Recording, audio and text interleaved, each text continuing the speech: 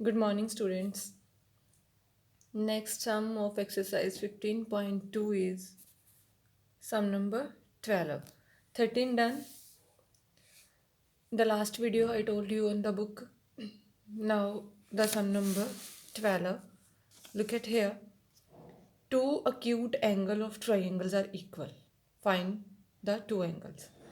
अब देखो जो acute triangle होती है उसमें वन एंगल क्या होता है 90 डिग्री ऑलरेडी हो ये आपको पता है acute सॉरी राइट ट्रायंगल का आपको पता है कि इसमें एक एंगल क्या है 90 डिग्री है और जो दूसरे दोनों हैं वो क्या है अक्यूट है। उन्होंने कहा जो टू अक्यूट एंगल है ना राइट ट्रायंगल के वो क्या है इक्वल्स है। ठीक है।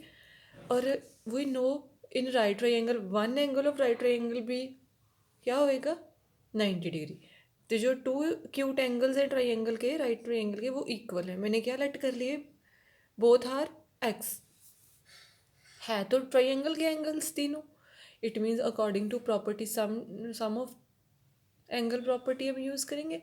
तीनों एंगल का सम क्या आ जाएगा 180 डिग्री।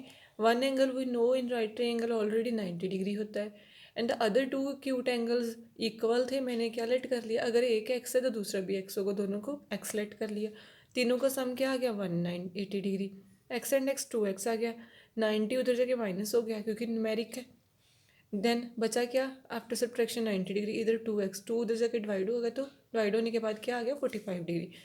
तो मेरे पास x की वैल्यू क्या आ गई 45 डिग्री। x मैंने किसको लेट किया था जो टू क्यूट एंगल्स है therefore two acute angles of right triangle क्या आ गए हैं 45 डिग्री। उनकी मेजरमेंट क्या आ गई 45 डिग्री।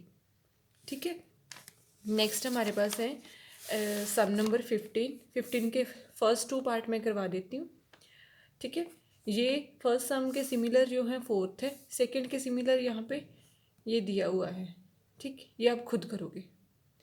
फर्स्ट टू पार्ट मैंने करवाने हैं 16 भी मैं करवा दूँगी 17 आप खुद करोगे 18 आपका क्रॉस है। ठीक है। अब देखो 15 सम ये हमारे पास है यहाँ पे इस ट्रायंगल में देखो टू ट्रायंगल्स है ना एक ABC और एक ADE और ADE में जो एंगल्स आ रहे हैं XYZ ये हमने फाइंड आउट करने हैं। पहले मैंने ये पूरी ट्रायंगल है। ठीक है ABC देखो अब ये जो लाइन है DE इसके पैरेलल है। ठीक है ये इसके पैरेलल है तो ये अकॉर्डिंग टू हमने 14 चैप्टर में किया था ना टू पैरेलल लाइंस को जगह अब एक लाइन कट करती है तो वहाँ पे क्या एंगल्स बनते हैं कॉरस्पॉन्डिंग एंगल्स बनते हैं।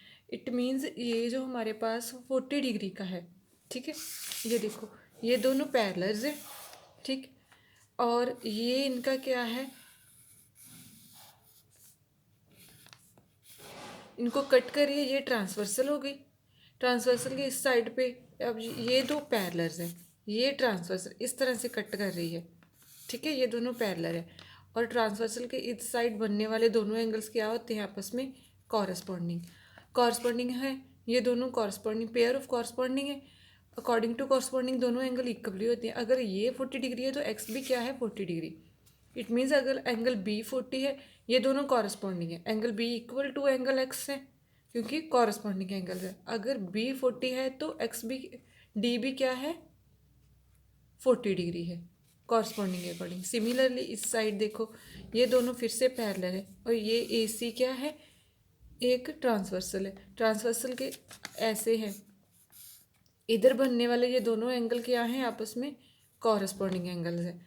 अगर एंगल ई और एंगल सी क्या है कॉरस्पॉन्डिंग एंगल सी 30 है तो एंगल ई भी क्या होगा 30 degree according to corresponding.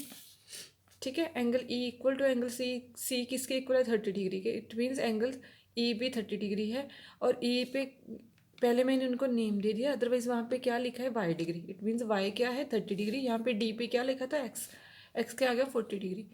Corresponding के अकॉर्डिंग ये दोनों कॉरस्पॉन्डिंग एंगल्स हैं आपस में इक्वल हैं। अगर सी 30 है तो ई भी 30 डिग्री है। ठीक है। नेक्स्ट देखो अब ADE हमें एक्स भी मिल गया जेड वाई भी मिल गया रह के गया जेड। तो ये क्या है ट्रायंगल है ADE और ट्रायंगल के तीनों एंगल का सम क्या होता है 180। ठीक है X degree plus Y degree plus Z degree क्या आ जाएगा 180 डिग्री। एक्स हमें पता चल गया वाई भी पता चल गया रह गया जेड। एक्स और वाई की वैल्यूज़ फिल करेंगे। ठीक एक्स और वाई की 40 + 30, तो ये क्या हो जाएंगे, प्लस करके 70, उधर जाके माइनस हो जाएगा, तो जेड कितना आ जाएगा 110। इस तरह से हमारे पास सारे के सारे एंगल फाइंड आउट हो गए। क्लियर है। अब देखो जो नेक्स्ट है ठीक है, इसमें भी 2 ट्राइंगल्स हैं, इसमें 2 की जगह 3 हैं। एक ये angle A B D, A B C, A C D. अब जो ए सी डी है ये क्या है, राइट ट्राइंगल, क्योंकि यहाँ पे क्या है, इस ये साइन क्या होता है, इट मीन्स ये 90 डिग्री का एंगल है। ठीक है, यहाँ पे एंगल ए क्या है, 45 डिग्री। ठीक है, एंगल डी क्या है, वाई डिग्री। और यहाँ पे भी हम ऐसे नहीं लिख सकते अकेला एंगल ए, क्योंकि एंगल ए पे 2 एंगल बन रहे हैं, तो इसको कैसे लिखेंगे हम, B A C, B A C, B A, sorry no, B A सी। जब बी ए सी लिखेंगे फिर तो पूरा आ जाएगा, मैंने सिर्फ ये एंगल लिखना है 40, तो क्या आएगा, सी ए डी। क्या आ जाएगा, सी ए डी कितना आ गया, 45 डिग्री। ये सिंगल ही है डी पे, तो इसको एंगल डी कितना है मेरे पास, वाई डिग्री। और अब सी पे भी 2 एंगल बनते हैं ना, तो इसको कैसे लिखेंगे, ए C D, A C D किसके इक्वल है, 90 डिग्री के। अब इस ट्राइंगल को देखो, इसमें ये 45 है, ये 90 है, वाई हमने निकालना है। तो राइट ट्राइंगल का फार्मूला, राइट ट्राइंगल है तो इनके तीनों एंगल का सम, इनर ये एक ट्राइंगल है, इसके तीनों एंगल्स का सम क्या आ जाएगा, 180 डिग्री। 180 डिग्री आएगा तो वहाँ से वाई निकल आएगा हमारे पास। ठीक है, जब 2 एंगल्स ऐसे आ जाए ना, एक एक वर्टेक्स पे 2 बने, जैसे एक वर्टेक्स पे एक ही एंगल था, तो उसको मैंने एंगल डी क्या है मेरे पास यहाँ पे, वाई। बट मैं यहाँ पे एंगल ये नहीं लिख सकती कि एंगल ए क्या है 45, क्योंकि एंगल ए पे 2 एंगल बन रहे हैं। सो अगर मैं ये 45 लिखना चाहती हूँ तो इसको नेमिंग में लिखूँगी, सी ए डी। ठीक है, जिस पे बन रहा है वो सेंटर पे, और दूसरे दोनों आप साथ में लिख सकते हो। तो फिर ये ट्राइंगल है, तो इसके तीनों एंगल्स का सम क्या आ जाएगा, 180।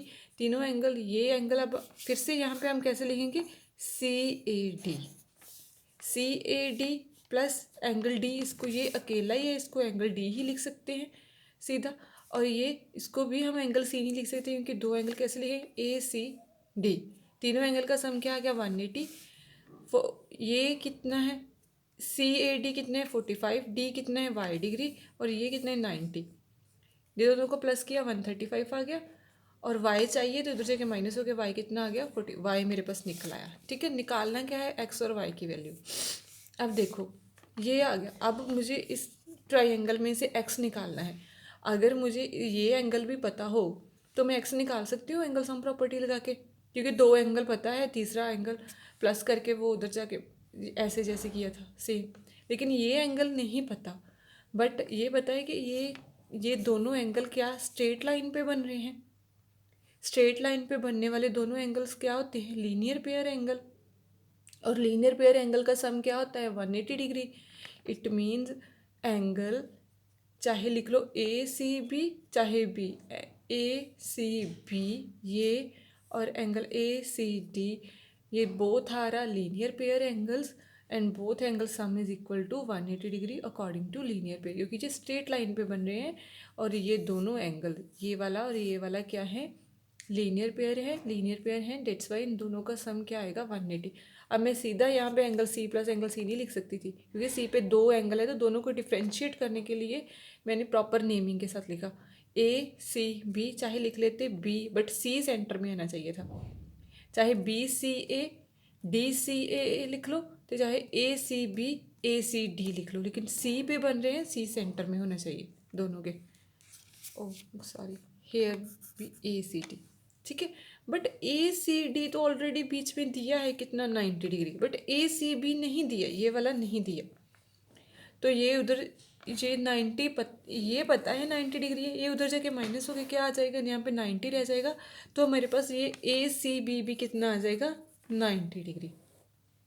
ठीक है, ये 90 डिग्री आ गया। अब देखो इस ट्राइंगल में ये एंगल 40 है, ये 90 है, ये पता नहीं है। तो एंगल सम प्रॉपर, ट्राइंगल के तीनों एंगल का सम 180 डिग्री होता है। तो वो वाला फार्मूला लगा के, वो वाली प्रॉपर्टी यूज़ करके मैं एक्स निकाल सकती हूँ in triangle A B C.